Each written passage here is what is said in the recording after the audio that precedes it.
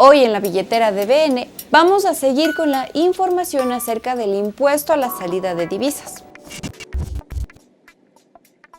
Recordemos que los tributos son aquellas prestaciones de carácter económico que son exigidas por el Estado a través de una administración tributaria, en este caso el SRI, y es pedida a todos los contribuyentes de acuerdo a una ley establecida en virtud de poseer un patrimonio, ingresos o realizar actividades de compra-venta de bienes o servicios. Todo esto con el objetivo de financiar el gasto público. Para el caso del ISD es un impuesto que se aplica sobre el valor a todas las operaciones o transacciones monetarias que se realizan en el exterior.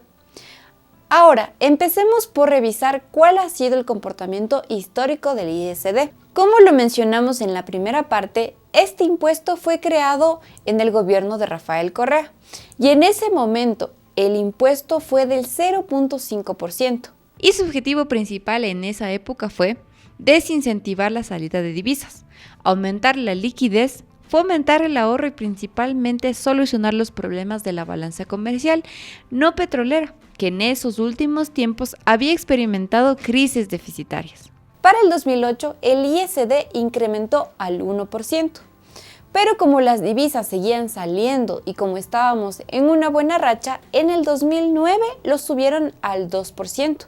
Pero ahora el objetivo principal era promover una mayor equidad en la estructura impositiva, es decir, que se pagaban más impuestos y que debían ser proporcionales a la capacidad y actividad de los distintos sectores económicos.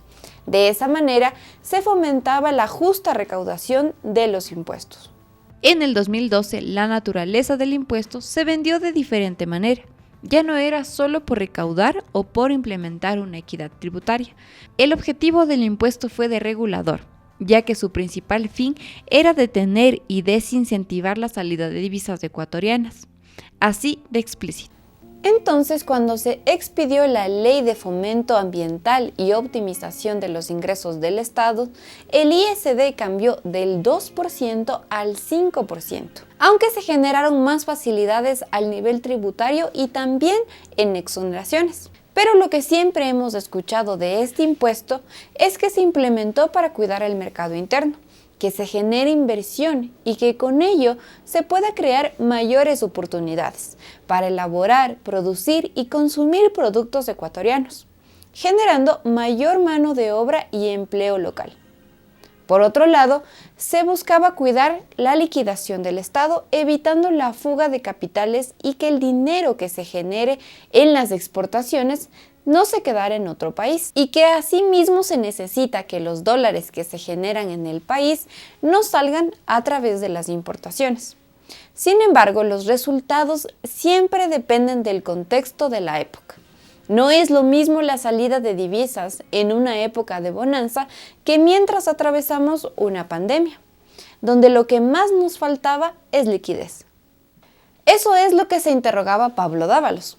¿Cómo es que en el 2020, donde había restricciones de importaciones, el comercio no tenía tanto movimiento como en años anteriores y normales, y el circulante prácticamente no abundaba? ¿Cómo es que 10 grupos económicos subieron más del 4.000% en su salida de divisas? ¿Espera qué? ¿Así ya? Bueno, los inversores siempre buscan destinos donde la estabilidad económica y política estén garantizadas como requisitos iniciales al menos. Por otra parte, también tenemos que para el 2016 la recaudación del ISD cayó a 964 millones de dólares, cuando en el 2013 alcanzaba un valor de 1.224 millones de dólares. Si solo miramos las cifras, pueden decir que el impuesto sí cumplió su finalidad reguladora, al desincentivar la salida de divisas al exterior. Y en una economía dolarizada es necesario precautelar las divisas para fomentar la economía nacional. Sin embargo, esta disminución no se vio reflejada únicamente en el ISD. El PIB de ese año cayó. Tuvimos un terremoto, la economía interna sufrió. Toda la recaudación tributaria de ese año en específico también disminuyó.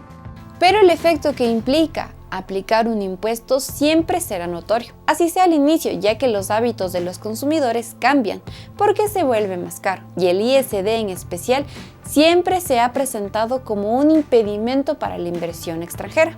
¿Qué inversor trae su dinero cuando sabe que al acabar la inversión o para llevar las utilidades va a tener que cancelar un impuesto? Basado en eso, el gobierno de Guillermo Lasso se propuso en bajar gradualmente este impuesto. En este año el objetivo es que baje del 5% al 4%, y los importadores son los que más ISD graban. Sin embargo, las salidas de divisas se producen en nuestras propias fronteras. ¿Quién no ha ido a Colombia? ¿Crees que la producción interna se debe proteger a través de un impuesto como el ISD? ¿Cuándo crees que este impuesto fue más acertado? ¿En la época de bonanza o en una crisis como el de la pandemia? ¿Consideras que al ser un país dolarizado y tener vecinos con moneda propia, se debe aplicar este impuesto? Tus respuestas déjalo en la caja de los comentarios y no te olvides de darle like, compartir y suscribirte a este canal para que veas más contenido de Venerables.